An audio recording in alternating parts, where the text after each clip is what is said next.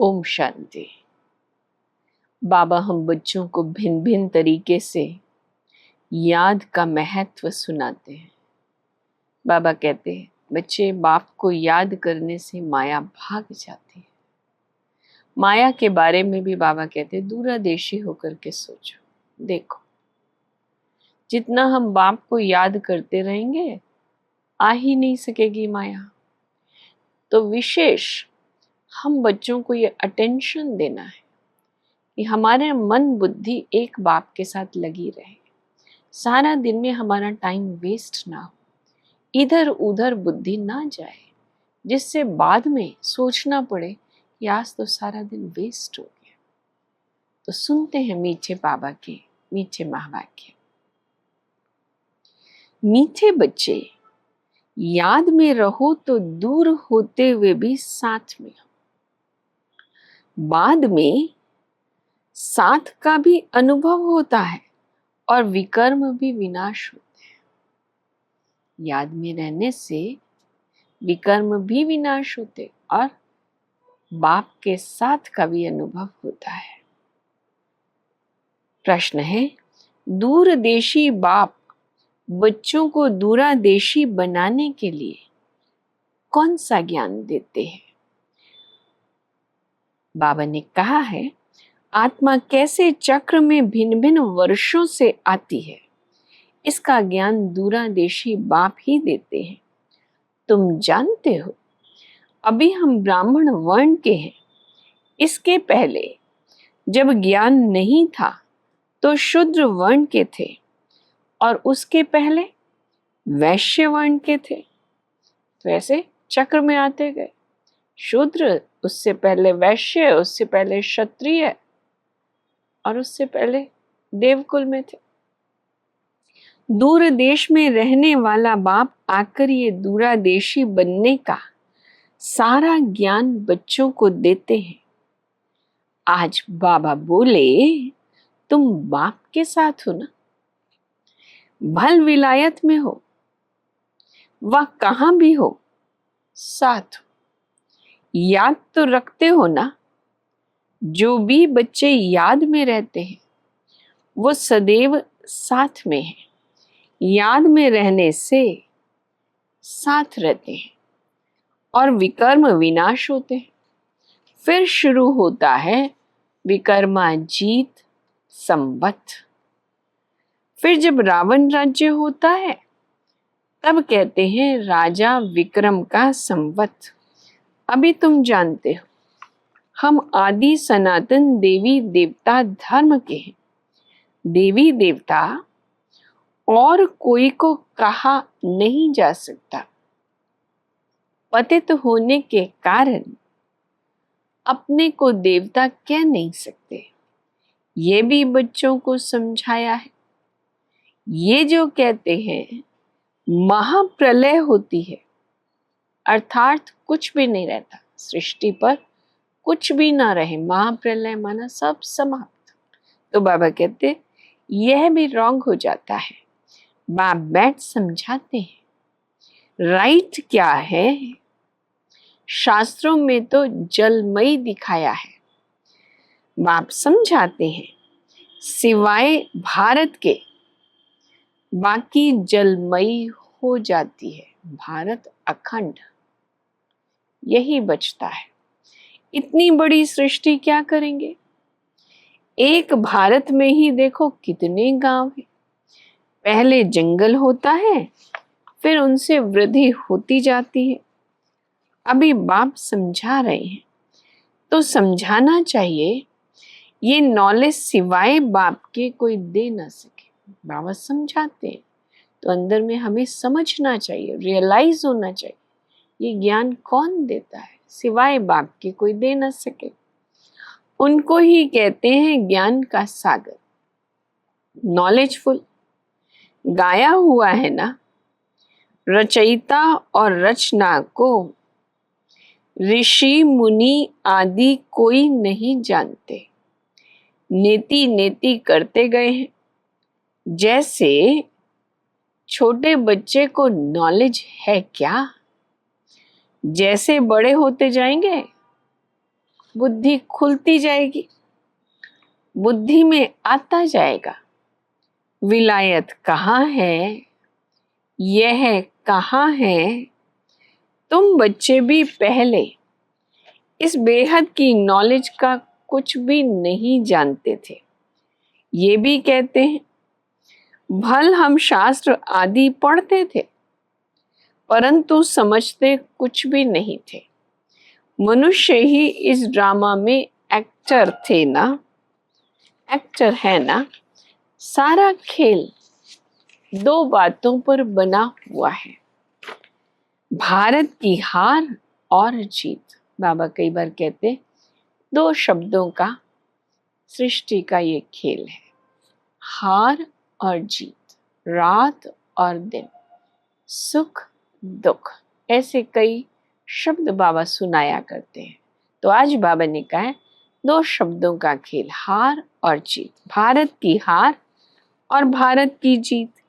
भारत में सतयुग आदि के समय पवित्र धर्म था, इस समय अपवित्र धर्म है। अपवित्रता के कारण अपने को देवता नहीं कह सकते हैं, फिर भी श्री श्री नाम रखा देते हैं। लेकिन श्री माना श्रेष्ठ, श्रेष्ठ कहा ही जाता है पवित्र देवताओं को, श्रीमत भगवानों वाच कहा जाता है ना। अब श्री कौन ठहरे? जो बाप के सन्मुख सुनकर श्री बनते हैं या जिन्होंने अपने को श्री श्री कहलाया। श्री कौन हुए? तो बाबा ने सवाल पूछा है, जो बाबा के सन्मुख ज्ञान सुनते हैं वो श्री बनते हैं या जिन्होंने अपने ऊपर नाम श्री श्री टाइटल रखा लिया है, कहलाया है। बाप के कर्तव्य पर जो नाम पड़े हैं ना, वह भी अपने ऊपर रख दिए हैं। ज्ञान तो सहज है, उसमें इतना टाइम नहीं लगता, समझने में टाइम नहीं लगता जितना याद की यात्रा पर लगता है। पुकारते भी है ना, बाबा आओ, आकर हमको पतित से पावन बनाओ।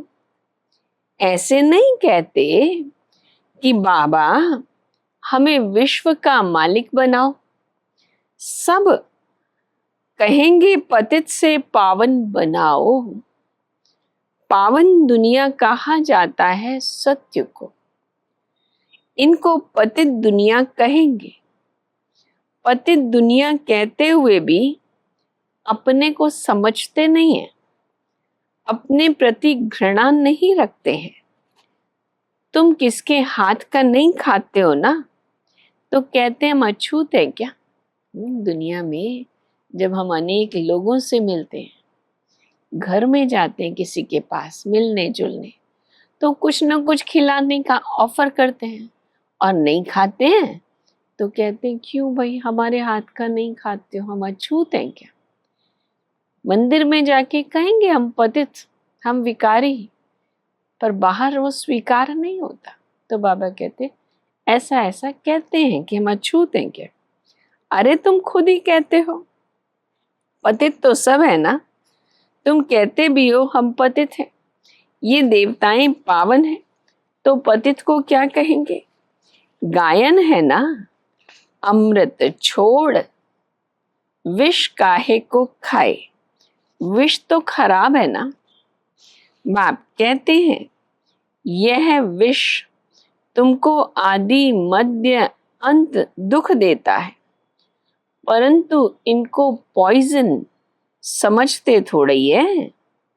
जैसे अमली अमल बिगर रह नहीं सकता, शराबी शराब की आदत वाला शराब बिगर रह ना सके, नशे वाला जिसको नशे की आदत है उस नशे के बिना रह नहीं सकते।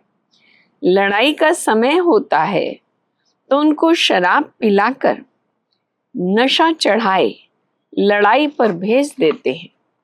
बाप बच्चों को ही समझाते हैं। बाप कहते हैं मैं कल्प कल्प आता हूं, मेरा नाम है शिव। शिव जयंती भी मनाते हैं ना। भक्ति मार्ग के लिए कितने मंदिर आदि बनाते हैं, नाम भी बहुत रख दिए हैं। देवियों के भी ऐसे नाम रख देते हैं, अनेक नाम रख देते हैं। इस समय तुम्हारी पूजा हो रही है। बाबा कहते हैं जास्ती धारणा नहीं कर सकते तो हर्जा नहीं, याद की तो धारणा है ना, याद में तो रहो बाप की, और जो बाबा की याद में रहेगा स्वतः धारणा करता चला जाएगा। बाप को ही याद करते रहो। जिनकी मुरली नहीं चलती है तो यहाँ बैठे भी सिमरन करो। जिनका मुख ज्ञान नहीं सुना पाते हैं, नहीं चलता है, उनको लगता है कि हम नहीं सुना पाएंगे, हमारे अंदर वो कॉन्फिडेंस नहीं आता, तो बाबा कहते बैठे बैठे सिमरन तो करो। यहाँ कोई बंधन झंझट आदि तो है नहीं। घर में बाल बच्चों आदि का वातावरण देख वह नशा गुम हो जाता है। यहाँ चित्र भी रखे हैं, किसको भी समझाना बहुत सहज है। चित्र को देखते जाओ और उससे समझाते चले जाओ, तो चित्रों से समझाना भी सहज है। बाबा के घर में आते, सेवा स्थान पे आते, मधुबन में आते, तो वहां तो सब सहज है। घर में मुश्किल होता है। ज्ञान सागर बाप ही तुमको समझाते हैं। आजकल ऐसे भी बहुत निकले हैं जो कहते हैं हमने अवतार लिया है, इसलिए सच की स्थापना में कितने विघ्न पड़ते हैं। परंतु गाया हुआ है ना, सच की नाव हिलेगी डुलेगी लेकिन डूबेगी नहीं। अब तुम बच्चे बाप के पास आते हो तो तुम्हारी दिल में कितनी खुशी रहनी चाहिए। आगे यात्रा पर जाते थे तो दिल में क्या आता था, अभी घर बार छोड़ यहाँ आते हो तो क्या ख्यालात आते हैं। हम बाप दादा के पास जाते हैं। बाप ने ये भी समझाया है, मुझे सिर्फ शिव बाबा कहते हैं। जिसमें प्रवेश किया है वह है ब्रह्मा। बिरादरियां होती है ना, पहली बिरादरी ब्राह्मणों की है, फिर देवताओं की बिरादरी हो जाती है। अभी हद के वर्षे सब पूरे होते हैं। सतयुग में तुमको ये मालूम नहीं रहेगा कि हमने ये संगम पर 21 जन्मों का वर्षा लिया है। ये अभी तुम जानते हो। हम 21 जन्मों का वर्षा आधा कल्प के लिए ले रहे हैं। तुम सच्चे सच्चे ब्राह्मण हो। तुम्हें ही ब्रह्मरी कहा जाता है। ब्रह्मरी जो कीड़े को ले आती है और भूं भूं कर उसको पंख दे देती है, उड़ना सिखा देती है। तो बाबा कहते तुम भी ब्रह्मरी हो। आप समान अनेक आत्माओं को बनाते हो। तुम कीड़ों को आप समान ब्राह्मण बनाती हो। तुम्हें कहा जाता है कीड़े को ले आकर बैठ भूं भूं करो।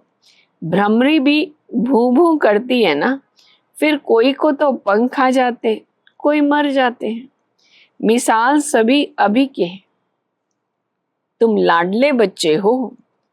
बच्चों को नूरे रतन कहा जाता है। बाप कहते हैं नूरे रतन तुमको अपना बनाया है, तो तुम भी हमारे हुए ना। अपना बनाया, स्वयं भगवान ने हमें अपना बनाया। कितनी खुशी होनी चाहिए कि तुमको अपना बनाया। भगवान कहता है तुम भी हमारे हुए ना। ऐसे बाप को जितना याद करेंगे पाप कट जाएंगे, और कोई को भी याद करने से पाप नहीं कटेंगे। तो आज के महावाक्यों में वरदान है,